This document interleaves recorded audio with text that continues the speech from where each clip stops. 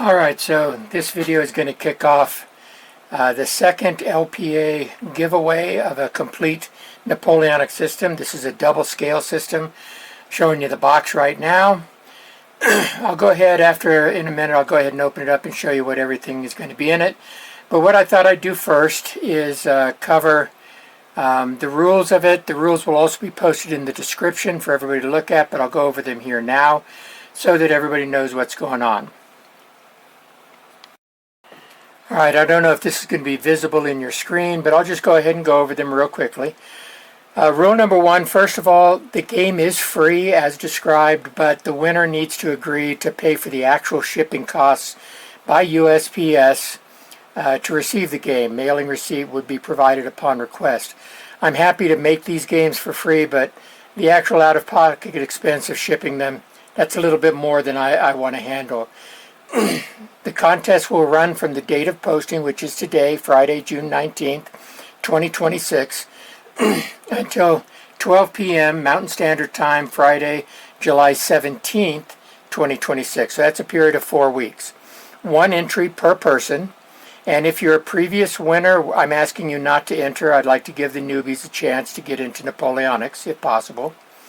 The entry does not require that you subscribe to my channel, but it does require a comment in the comment section, including the phrase, "I want this game."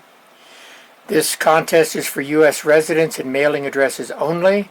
I've had some interest in this from people in Europe, but I just don't want to deal with the shipping and customs that's involved in shipping overseas.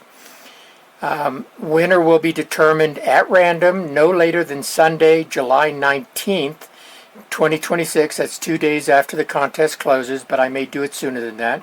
And you'll be contacted as a response to the comment that you put in the section on this video.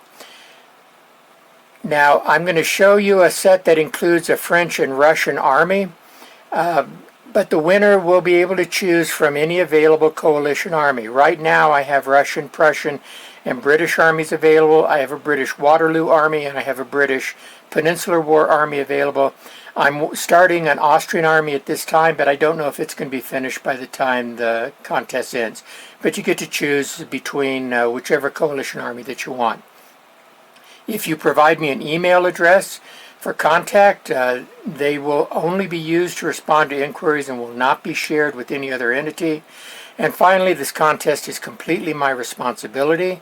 YouTube is not a sponsor of my contest, and viewers release YouTube from any liability related to my contest. Again, these rules will be posted in the descriptions of the video. Alright, so I thought we'd go through what comes in the game. This was shown in an earlier video, but I wanted to go through it one more time. It does come in a carrying box, just for convenience. Opening it up, you see, first of all, there's going to be a set of rules included. Normally I provide the rules by PDF, but I'm going to go ahead and print out a copy. This is just a home print, so it's not going to be anything special, along with the 3 quick reference cards that come with it. So that comes in the game. There's a couple of things that come that are administrative. So everybody gets a pair of rulers and a set of dice. I understand that most people have this stuff, but I want to make sure that there was nothing to hinder a person being able to get a game going as quickly as possible, so I included them. You're going to get a terrain clock. That's this piece back in the back. I'll show how this is used in a future video. And terrain tiles to assist in putting out and setting up your battlefield. And you get these 2 arc of fire templates that are used to determine what the arc of fire for artillery batteries and for infantry brigades. Make sure you can fire at that target. The rest of these are specific to the different armies. So you're going to get a set of command counters for the Russians and for the French, along with free move counters. You're going to get 2 sets of casualty caps. These are used to mark casualties, but also are used to indicate the morale status of your units.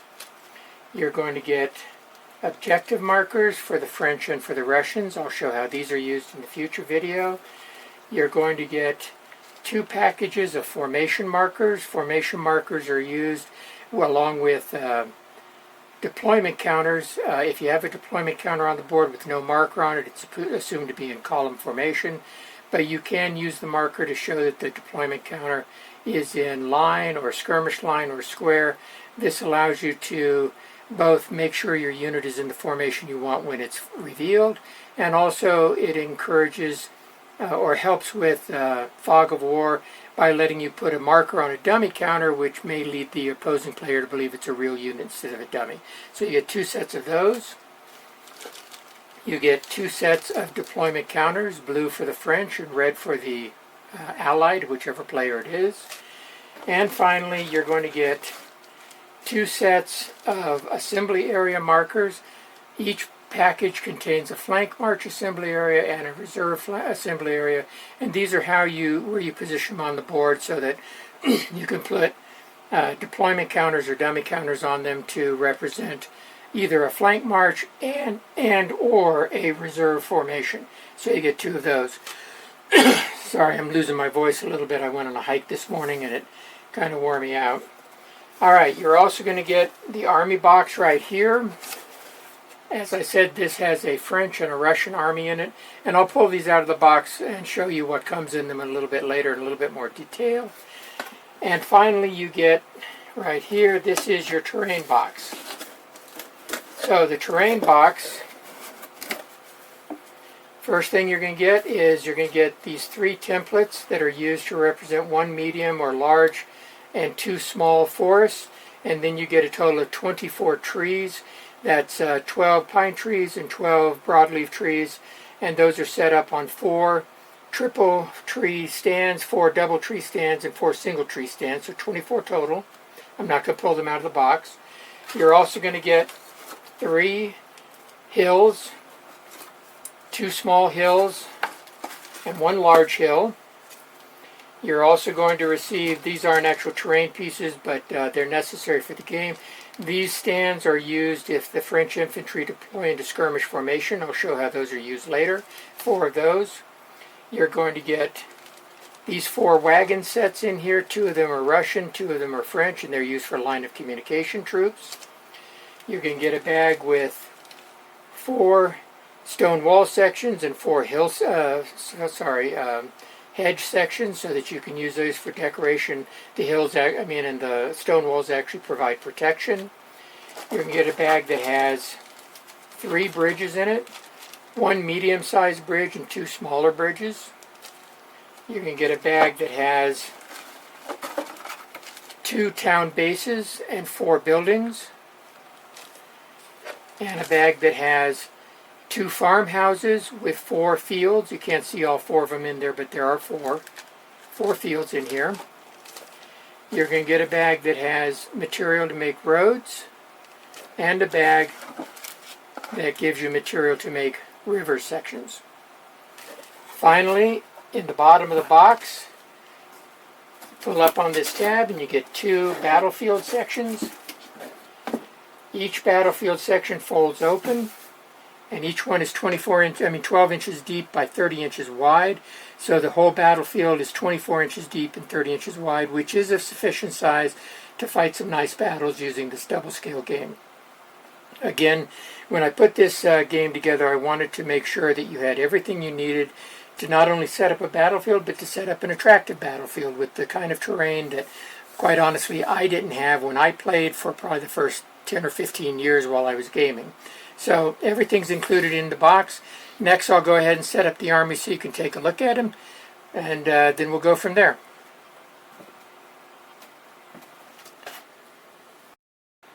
Alright, so here's a close-up of the 2 armies. This is a French and a Russian army. The French army is on the right.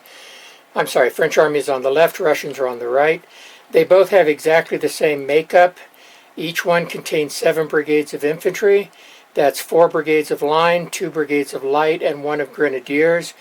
Although the French light infantry can skirmish and the Russian light infantry cannot.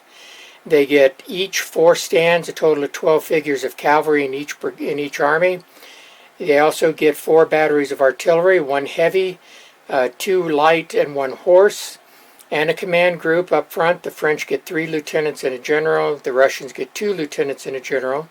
And then all the way in the back, you can see the skirmisher stands provided.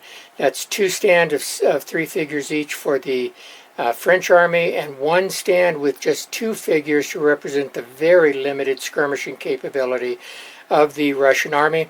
And I'll go into that in more detail once we get the troops out on the board in some of the future videos.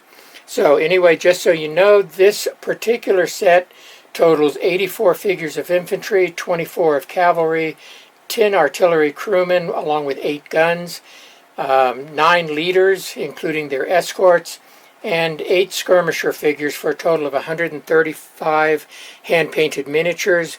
They are mounted on magnetic cardstock boards, and then they're on, the infantry figures at least are on brigade stands to allow for easy movement of groups.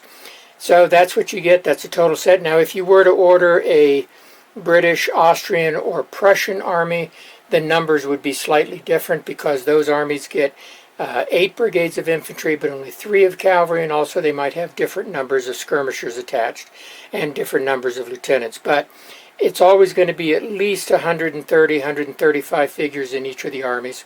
So you're getting enough troops to fight some decent battles.